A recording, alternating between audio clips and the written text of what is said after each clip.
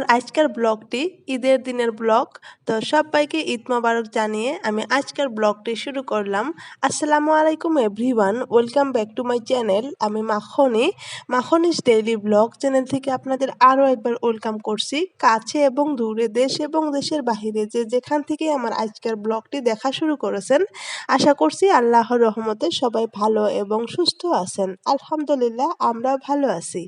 তো আজকের ব্লগটি আমার ঈদের দিনের। তো ঈদের দিন সকালবেলায় আমাদের ব্রেকফাস্ট ছিল কেক, আর আমি পায়েস বানিয়েছিলাম। তো খুব বেশি আহামরি কিছু বানানো হয় নাই, তো বাচ্চা নিয়ে সব কিছু ম্যানেজ করা সম্ভব নয়। কেকটাও আব্বা কিনে এনেছিল।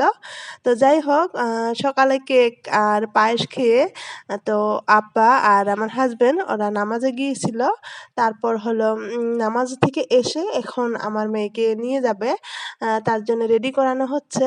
তো নামাজে যাওয়ার আগে আর কি আমার মেয়ে ঘুম থেকেই তখন উঠছিল না। তো এখন মোটামুটি 10টা বাজে। তো এখন এসে আমার মেয়েকে নিয়ে ঈদের মাঠে যাচ্ছে। তো ওরা বাপ বেটি যাচ্ছে, আমি একটু ভিডিও শ্যুট করছিলাম। তো আমার ভিডিওটি যদি দেখা শুরু করেছেন তো একটা লাইক দিয়ে ভিডিওটি কন্টিনিউ করবেন। তো লাইকটা যেহেতু আপনাদের হাতে রয়েছে, তবে আমার যেতেই হবে। আপনারা চাইলে কিন্তু লাইকটা দিয়ে নিতে পারেন। আর যদি আপনি আমার চ্যানেলটি আজ নতুন ভিজিট করতেছেন, চাইলে আমার চ্যানেলটা সাবস্ক্রাইব করে নিতে পারেন। আর যদি দুইটা কাজই অলরেডি করেছেন, আপনাকে অসংখ্য ধন্যবাদ। তো এর মধ্যে আমি কিন্তু সব রুমগুলো ক্লিন করে নিয়েছি, আর আমার রান্নাবান্নার কাজও কমপ্লিট হয়ে গিয়েছে। ঈদের দিন কিন্তু খুব তাড়াতাড়ি হয়ে যায়। আমি চাঁদ রাতেই সব কিছু রেডি করে রেখেছিলাম। তো রুমগুলো ক্লিন করে নিয়ে তারপর বেসিং এরিয়াটা আমি নতুন পাপোশ বিছিয়ে একটু নতুন করে সাজিয়ে নিলাম। তো আমরা এখানে সাজগোজ করব সেটা কিন্তু হতে পারে না, রুমের মধ্যেও একটু নতুন লুক দিলে কিন্তু আমাদের অনেক বেশি ভালো লাগে। তো যাই হোক, এর মধ্যে আমি গোসল করে নিয়েছিলাম। তো গোসল করে নিয়ে আমি একটু ভিডিও শ্যুট করছিলাম। তো গত রাতেই কিন্তু আমি সব কিছু ক্লিন করে বেডশিটগুলো সব চেঞ্জ করে রেখেছিলাম। তবে সেভাবে তো আর রয়ে যায় নাই। তো এর মধ্যে কিন্তু অনেক কিছু এলোমেলো হয়ে গিয়েছিল। সবকিছু ক্লিন করে নিয়ে আবার এখন সব ভালো মতো গুছিয়ে নিলাম। তারপর মেয়েকে নিয়ে আবার চলে এসেছে বাসায়। তো মেয়ে খুব খুশি, খুশিতে ডান্স করছে। তবে আপনাদের সামনে কোনো ধরনের মিউজিক সাউন্ড শেয়ার করতে পারলাম না। তো শেয়ার করলে হয়তোবা কপিরাইট চলে আসবে।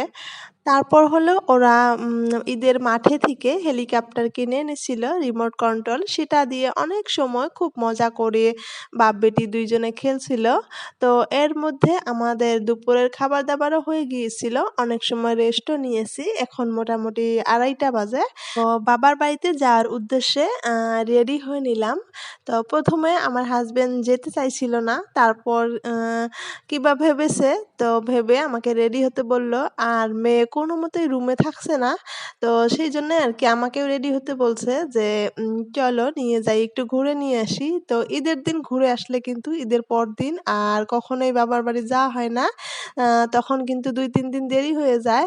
তো যাই হোক, বাবার বাড়িতে যাওয়ার উদ্দেশ্যে বেরিয়ে আসলাম। তো তারপর কিন্তু আমাকে একটা সারপ্রাইজ দিল, অন্য একটা জায়গাতে নিয়ে আসলো। তো আমাদের এখানে বাঙালিপাড়া বলে একটা জায়গা আছে, সেখানে নিয়ে আসলো। তো সেখানে কিন্তু খুব সুন্দর করে একটা জায়গা সাজিয়ে, তো এখানে এসে বেশ কিছুক্ষণ ছিলাম। আর আম্মুটার অবস্থা দেখেন, যেখানে বসে ফটো উঠতে হবে সেখানে উঠে দাঁড়িয়ে নিল। তো যাই হোক, এখানে বেশ কিছুক্ষণ ছিলাম, এখানে ফটো উঠেছিলাম, একটু ভিডিও শ্যুট করেছিলাম। তো খুব ভালো লেগেছিল। আমরা যখন গিয়েছিলাম তখন কিন্তু 3টার মতো বাজে, তখন কিন্তু একদমই ভিড় ছিল না। আর রাতে যখন সবাই গিয়েছিল তখন কিন্তু একদমই ওখানে ফটো ওঠার মতো কোনো সুযোগই ছিল না। তারপর আমার হাসব্যান্ড আমাকে বারবার বলছিল, "কেন? সেইজন্যই তো তোমাকে আমি দুপুরবেলা নিয়ে গিয়েছিলাম।" তো যাই হোক, ভালোর জন্যই নিয়ে গিয়েছে। তো তারপর চলে আসলাম এখন বাড়িতে। এখন মোটামুটি 3:30 বেজে গিয়েছে। তো আসার পর তো দুপুরের খাবার খেয়ে নিব। তো ঈদ উপলক্ষে আমার এগুলাই ছিল হালকা পাতলা আয়োজন। তো আমরা এখন খাওয়া-দাওয়া করে নিব। তো খাওয়া-দাওয়া করেই কিন্তু একটু পরে চলে যাব। এখানে আম্মা অল্প কিছু পিঠা বানিয়েছিল, সেই সাথে চিকেন, পোলাও এগুলাই ছিল। তো খাওয়া-দাওয়া করার পর মেয়ে ঘুমিয়ে পড়েছিল। তো মেয়ের শরীরটাও খুব বেশি ভালো ছিল না। শরীরে অ্যালার্জি উঠেছিল, সেই সাথে জ্বর ভাব ছিল। তো সেইজন্যে ঘুমটাকে নষ্ট না করে ভেবেছিলাম ঘুমটা হওয়ার পর তারপর আরকি চলে যাব। তারপর আমার হাসব্যান্ড চলে গিয়েছিল।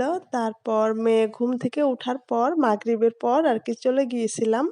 তো এর মধ্যে চলে আসার পর অনেক সময় বাসায় ছিলাম। তারপর এখন মোটামুটি 9:30 বাজে। আবারও একটু বেরিয়ে এসেছি। আমাদের বাড়ির সামনে মাদ্রাসা আছে। সেখানে খুব সুন্দর করে সাজিয়েছে। তো একবার এসেছিলাম। তো চাঁদ রাতেও একবার ঘুরতে এসেছিলাম। তো তারপর আবার এখন চলে আসলাম। মেয়েকে নিয়ে আমার শাশুড়ি আম্মার বাবার বাড়িতে গিয়েছে। তারপর আমরা চলে আসলাম এখানে। ভাবলাম এখানে এত সুন্দর করে সাজিয়েছে, সেই অংশটা আমি একটু ভিডিও শুট করি আমার ব্লগের মধ্যে রেখে দেই। হয়তোবা স্মৃতি হয়ে থেকে যাবে।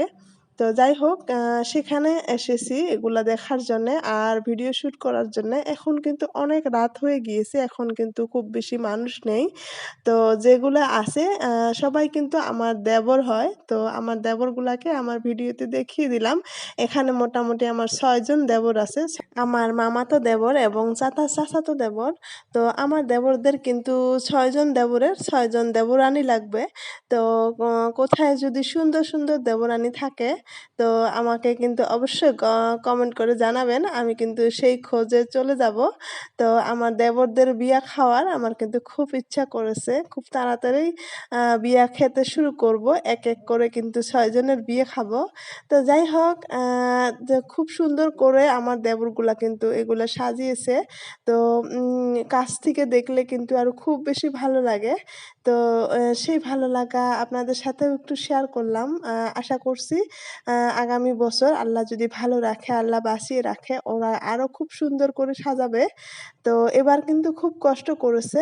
আ তাদেরকে অসংখ্য ধন্যবাদ জানানো দরকার। আর সেই সাথে তাদের স্মৃতিও রেখে দিলাম।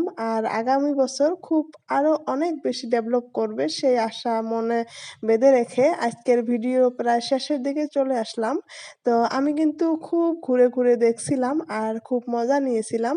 তো আমার ছোট্ট চ্যানেলটা যারা একটু করে এগিয়ে নিচ্ছেন তাদেরকে অসংখ্য ধন্যবাদ।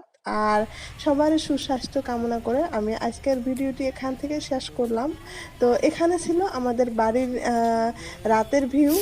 এইভাবে আমার শ্বশুর আব্বা কিন্তু আমাদের বারান্দাতে টুনি লাইট দিয়ে সুন্দর করে সাজিয়েছিল। তো যাই হোক দেখা হবে নেক্সট ভিডিওতে। আল্লাহ হাফিজ।